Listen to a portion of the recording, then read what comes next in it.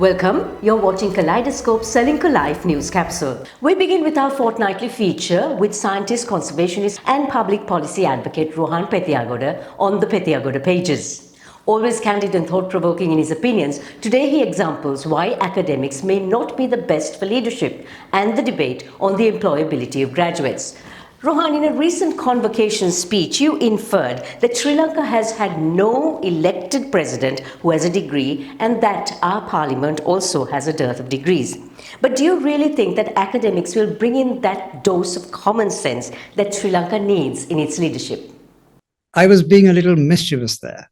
But the fact is that no Sri Lankan head of state since Sir Henry Monk Mason Moore in 1948 has had a university degree.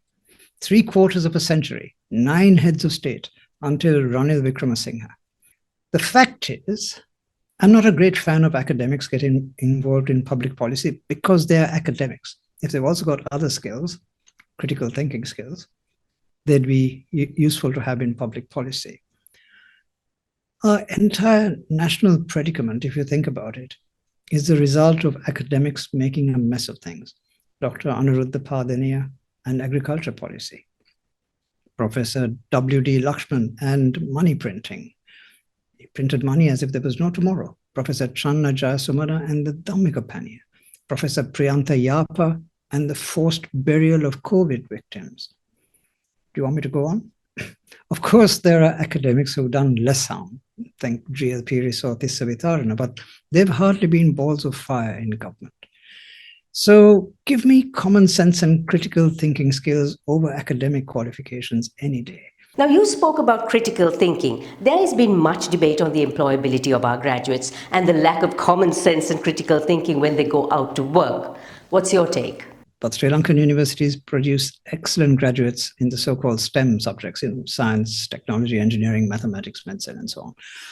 The degrees they get here in our universities as good as foundation degrees anywhere in the world. And the students are the same quality. I dealt with students here and overseas, and I see virtually no difference. And that is despite most of our youngsters having had to learn English in order to follow their degree courses. You know, that's a tough ask because they come and have to learn effectively a foreign language to follow their degrees. These are people who work very well in any environment. So they're very employable if they're motivated properly. I hear the quality of law graduates is also very high, but the problem is largely in the non-professional arts. Finding jobs for arts graduates outside of government is next to impossible. No one needs to hire them because they don't bring skills that are useful in the workplace. The bottom line is that we're looking at a major unemployment crisis for graduates in the coming years. Our partners are the best. Here's a big thank you to Skills for Inclusive Growth and Australian Aid, Ceylinco Live, CDB and the Morning Newspaper. And if you like Kaleidoscope, subscribe and follow us on YouTube, Facebook, Instagram and LinkedIn.